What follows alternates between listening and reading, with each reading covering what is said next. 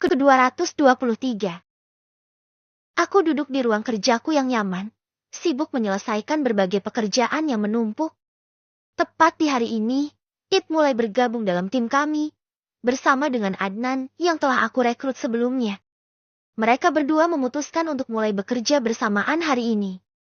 It ditempatkan di ruangan sebelah Raihan, dengan posisi sebagai analis keuangan, karena itu sudah menjadi keahliannya saat dia bekerja di kantor Paman Robert di London. Dia tampak begitu antusias dan semangat menjalani hari pertamanya bekerja. Sementara itu, Adnan diberikan posisi sebagai karyawan biasa dahulu yang kutempatkan di lantai 2 kantor ini, karena dia harus belajar lebih banyak sebelum bisa kujadikan salah staf di kantor ini. Mungkin kedengarannya aku tak adil, karena Adnan termasuk keluargaku juga. Namun, aku sudah berbicara dengan Adnan dan Ashley sebelumnya dan mereka pun setuju saja dengan posisi yang aku berikan. Adnan sendiri sangat takut untuk memulai pekerjaan sebagai staf, mengingat dirinya tak pernah memiliki pengalaman dalam dunia perkantoran. Seiring berjalannya waktu, suasana kantor menjadi semakin ramai dan semarak dengan kehadiran keduanya. Keduanya mulai beradaptasi dengan lingkungan kerja yang baru, berkomunikasi dengan rekan-rekan kerja lainnya, dan berkontribusi dalam berbagai proyek yang sedang berlangsung. Aku merasa senang melihat timku semakin solid dan berkembang, dengan harapan mereka akan membawa perubahan positif bagi perusahaan ini. Semoga kehadiran It dan Adnan akan menjadi awal yang baik bagi kesuksesan kami bersama di masa depan. Di jam istirahat, aku mengajak Adnan, It dan juga Raihan untuk makan siang bersama di restoran terdekat. Namun sebelumnya, aku dan yang lain memilih untuk pergi ke musola untuk syalat. "Kalian mau kemana?" tanya It, ketika kami berbelok ke arah musola. "Kami akan melakukan syalat dulu. Kau bisa pergi lebih dulu ke restoran. Nanti kami akan menyusul." "Tak lama. Hanya 5 menit saja," jawabku. "Ah tidak. Aku tak begitu tahu tempat di sini. Maka lebih baik aku menunggu kalian dan pergi bersama saja." Tolak It. Dia enggan pergi sendiri. "Apakah kau tak akan merasa jenuh jika ikut dan menunggu kami?" "Tentu saja tidak. Hanya 5 menit saja. Bukan?" "Ya."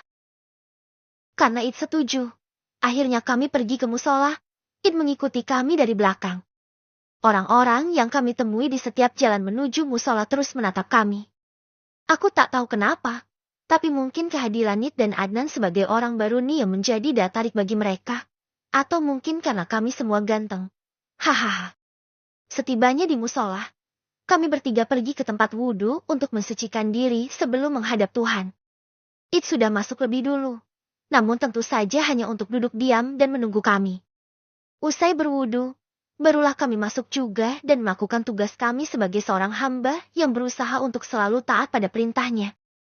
Hanya 5 menit saja untuk melaksanakan syalat, kami telah selesai. Begitu kami bangkit dari duduk dan berbalik pada It, kami malah dibuat heran, karena It berdiri di ambang pintu dengan mata yang fokus menatap ke depan. Kami tak tahu apa yang terjadi, namun sepertinya It melihat sesuatu yang menarik perhatiannya. Kami tak mau berpikir terlalu keras untuk mengetahui apa yang dilihat oleh It, maka kami segera mengajaknya untuk pergi ke restoran. Restoran. Kami duduk berempat di meja yang sama. It, Adnan, Raihan, dan aku. Suasana restoran cukup ramai, namun kami berhasil menemukan tempat duduk yang nyaman. It dan Raihan memesan nasi goreng dan ayam goreng, sementara Adnan memilih nasi goreng ayam kecap. Aku sendiri hanya memesan spaghetti dengan segelas jus jeruk. Sambil menunggu pesanan kami datang, kami mulai mengobrol. Topik pembicaraan kami kali ini adalah pengalaman Adnan yang baru pertama kali bekerja di kantorku. "Jeti, Adnan, gimana rasanya kerja di kantor?" tanyaku penasaran. Adnan tersenyum tipis sebelum menjawab. "Awalnya agak sulit sih, soalnya saya harus belajar banyak hal baru. Tapi untungnya ada rekan-rekan yang baik, jadi saya bisa cepat beradaptasi."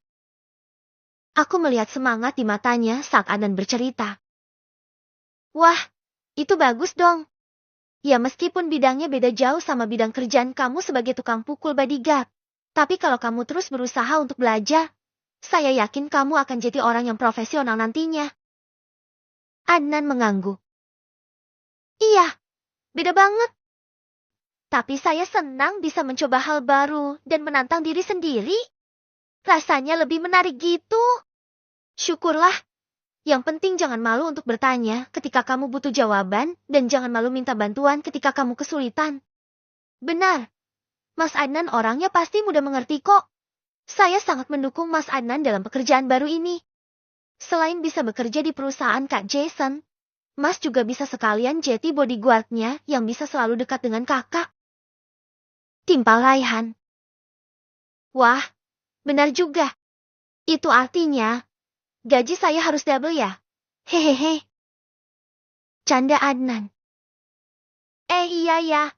Wah kalau gitu sih saya gak usah pakai bodyguard aja biar gak usah bayar gaji double. Hahaha. Balasku. Adnan dan Raihan tertawa juga. Obrolan kami terasa semakin nyambung sekarang. Sementara itu, pesanan kami mulai datang satu persatu. Kami menghentikan obrolan sejenak untuk menikmati makan siang ini. Setelah itu, kami melanjutkan obrolan kami sambil menikmati hidangan yang lezat di hadapan kami. Tampaknya Adnan benar-benar menikmati pekerjaan barunya, dan kami sebagai teman-temannya merasa bahagia melihat dia berkembang. Semoga ke depannya, Adnan semakin sukses di bidang yang ia geluti saat ini. Saat kami sedang asyik berbincang tentang berbagai hal, sambil menyantap makanan kami, It justru terlihat hanya diam saja. Dia duduk di kursinya dengan pandangan kosong, sesekali menghela napas panjang. Tangan kanannya tampak sibuk memainkan jam tangannya yang berkilau, seolah mencari jawaban dari sebuah pertanyaan yang menghantui pikirannya. Makanan yang dipesannya tadi, bahkan tak tersentuh sama sekali. Sementara itu, kami perlahan mulai menyadari kalau It memang benar-benar tak ikut serta dalam obrolan kami sejak tadi. Bahkan kami sepertinya asyik bertiga saja tanpa dia. Aku menepuk pundak It. It, kenapa diam saja? Ada yang ingin kau ceritakan? It tersentak, seolah baru menyadari kehadiran kami. Dia menggeleng pelan. Ah, tidak. Aku hanya sedikit memikirkan sesuatu. Jawabnya dengan nada ragu, seolah tidak ingin mengungkapkan isi pikirannya yang sebenarnya. Raihan mencoba bertanya. Apa yang kau pikirkan? Kak, apakah kau memikirkan sesuatu tentang pekerjaan? Panggilan Raihan kepada It disamakan dengan panggilan padaku, yaitu kakak karena usiaku dan It sama. Mungkin Raihan tak mau membedakan panggilan. Jika usia kami sama, ya karena sama saja. Tapi It hanya menggelengkan kepala. Bukan itu, teman-teman. Aku. Ucapnya lalu terdiam. Tampaknya bimbang untuk melanjutkan kata-kata. Kami bertiga saling berpandangan. Mencoba mencari cara untuk menggali lebih dalam apa yang tengah menghantui pikiran It. Namun, kami saling menggelengkan kepala, karena tak mendapatkan cara untuk mencari jawaban itu. Karena aku sangat penasaran dan ingin tahu, maka aku memberanikan diri bertanya lagi pada It. Apakah ada sesuatu yang kau lihat di tempat syalat kami tadi? Sehingga kau jadi melamun seperti ini? It menatapku sejenak, lalu menunduk lagi. Dia sama sekali tak memberikan kami jawaban. It malah memegang sendoknya dan mulai makan, tanpa menghiraukan aku yang tadi bertanya dan butuh jawaban. Aku agak dongkol, merasa tak dianggap ada oleh It. Namun, aku tak boleh egois. It berhak menyembunyikan apapun dariku jika memang itu lebih membuatnya tenang. Kami memakan habis makan siang kami, lalu kemudian kami kembali ke kantor untuk melanjutkan pekerjaan yang masih menumpuk. Angin malam menerpa wajahku, memberikan sensasi sejuk sekaligus dingin abda kulit hingga masuk ke dalam pori-pori. Aku agak kedinginan dan memeluk erat tubuhku sendiri untuk menghangatkan diri. Larissa datang padaku dan duduk di sampingku. Dia membawakan selimut dan menyelimuti tubuh kami berdua, membuatku hangat. Makasih, ucapku. Sama-sama. Kamu ngapain di sini sendirian? Katanya dingin, tapi malah diam di luar cuma pakai kaos doang. Kayak lawa aja. Tanya Larissa. Hehehe, kan sengaja biar kamu datang ke sini dan selimuti aku biar hangat. Apalagi kalau ditambah sama pelukan, pasti hangat banget. Manja deh. Hehehe, sini peluk. Pintaku. Larissa mendekat. Aku mendekapnya dalam pelukanku. Menghangatkan tubuh dengan penghangat serbaguna. Bagaimana tak serbaguna? Tak hanya jeti penghangat tubuh, Larissa juga bisa memasak, melayani kebutuhanku bahkan bisa memberikanku anak. Dia adalah boneka serbaguna untukku, yang sampai kapanpun akan selalu jadi boneka terindah di tercantik hidupku. Sayang, gimana sama pengalaman Mas Adnan dan It di kantor tadi? Tanya Larissa. Bagus, mereka kayaknya suka dengan pekerjaan masing-masing. Apa gak ada masalah di kantor?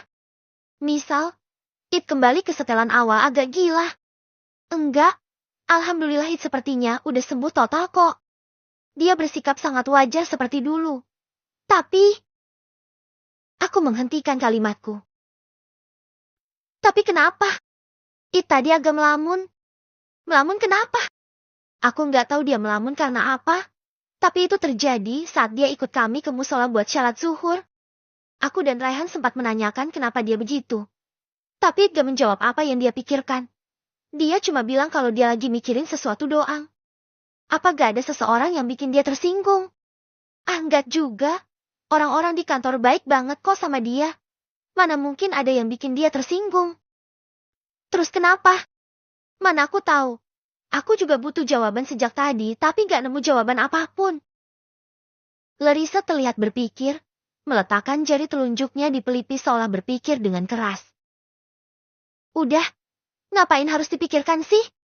Mungkin emang It lagi kangen Michelle atau calon anaknya aja. Makanya dia ngelamun. Nanti juga dia bakalan kayak biasa lagi. It emang gitu orangnya. Kalau lagi ingat sesuatu langsung ngelamun. Ujarku, tak mau Larissa terlalu banyak berpikir yang tak perlu. Tapi aku penasaran, pengen tahu apa yang It pikirkan. Bisa aja soal cewek. Ah masa? It gagal move on. Mana mungkin secepat itu dapetin cewek lain buat isi kekosongan hatinya. Bukan gak mungkin loh. It itu normal. Meskipun dia udah kehilangan orang yang dia cintai dan sempat kena gangguan mental. Tapi dia masih bisa merasakan yang namanya cinta terhadap lawan jenis. Bisa aja. Yang tadi dia lihat itu emang cewek. Yang mungkin ceweknya itu gak merasa sama sekali kalau It memperhatikan dia. Tutur Larissa sangat yakin. Aku terdiam. Jika diingat-ingat lagi, apa yang Larissa katakan bisa saja benar. Bisa saja, It perlahan mulai melupakan masa lalunya dan mulai menyukai seseorang yang baru. Hanya saja dia tak mau menceritakan itu pada kami. Aku tak mau memikirkan sesuatu yang sama sekali bukan sebuah keharusan untukku. Maka aku mengusap perut Larissa yang semakin membesar. Mengelus-elus perut yang menggembung itu dengan lembut. Gerakan-gerakan kecil mulai kurasakan di telapak tanganku. Bayiku sudah mulai sering bergerak aktif dalam perut ibunya. Kapan jadwal cek kandungan? Tanyaku. Sekitar 5 harian lagi. Jadwalnya pas dengan usia kandungan 5 bulan. Kasih tahu aja ya kapan mau pergi cek. Aku agak sering lupa belakang ini. Emang kamu bisa antar aku? Kapan aku gak bisa? Waktu kamu hamil dan aja. Aku selalu anterin kamu ke dokter kandungan. Sekarang juga sama. Aku akan selalu mau antar kamu ke dokter. Demi bisa tahu sendiri gimana kabar baby di dalam. Jawabku, sembari berjongkok dan menciumi perut Larissa. Iya, tapi sekarang kan bukan anak pertama lagi. Biasanya udah gak seantusias waktu hamil anak pertama. Ah enggak, buatku sama aja. Mau anak pertama atau anak ke-10, semuanya bikin aku antusias kok karena aku pengen punya anak yang banyak. Makanya, setiap kamu hamil aku selalu bersyukur. Itu artinya Tuhan sayang sama aku dengan memberikan keturunan dengan mudah. Alhamdulillah, rasanya. Aku juga senang kalau kamu kayak gini terus setiap aku hamil. Bahagia banget jadi wanita paling beruntung di dunia ini. Kamu harus senang terus. Karena senyuman kamu adalah sesuatu yang ingin selalu aku lihat buat penyemangat hidup. Larissa tersenyum. Dia meraih wajahku dan mengecup bibirku sedikit lebih lama. Aku bangkit dari berjongkok tadi dan berdiri. Larissa memeluk pinggangku. Menenggelamkan kepalanya di perutku. Sayang, jangan pernah berubah ya. Pintanya. Berubah? Kamu pikir Alasan apa yang bisa bikin aku berubah? Banyak. Apa? Misalnya wanita. Gak ada yang lebih menarik daripada kamu. Gak ada yang lebih cantik daripada kamu. Dan gak ada yang bikin aku nyaman selain kamu. Harta. Aku punya segalanya sejak sebelum kita menikah. Bahkan sampai saat ini kekayaanku bertambah. Tapi aku gak ada niatan untuk menduakan kamu. Membuang kamu atau mungkin merendahkan kamu. Bagiku, kamu adalah magnet penarik rezekiku. Makanya rezekiku lancar terus. Mana mungkin aku membuang magnetnya setelah aku kaya raya. Beneran? Iyalah. Kecuali kalau kamunya udah gak mau kasih aku jatah. Dua alasan tadi kayaknya bisa aku pertimbangkan. Hehehe. Oh. Sakit. Rasain. Ucapnya dengan wajah jutek. Larissa pergi meninggalkan aku. Setelah dia mencubit perutku sekeras mungkin, hingga kulit perutku rasanya sakit. Aku cuma bercanda loh. Ujarku pada Larissa yang sudah masuk ke dalam kamar lagi. Emang gak boleh macem-macem sama dia soal yang satu itu. Gak pakai aba-aba dulu langsung eksekusi. Gerutuku, sambil mengelus-elus bagian kulit perut yang dicubit Larissa tadi. Sayang, aku cuma bercanda kok. Gak serius, tapi kamu jahat banget. Ujarku lagi. Aku berjalan memasuki kamarku untuk menyusulnya. Jika dibilang tak salah, aku memang salah. Kata-kata terakhirku tadi memang menghancurkan suasana romantis kami. Menyebalkan kan ya aku.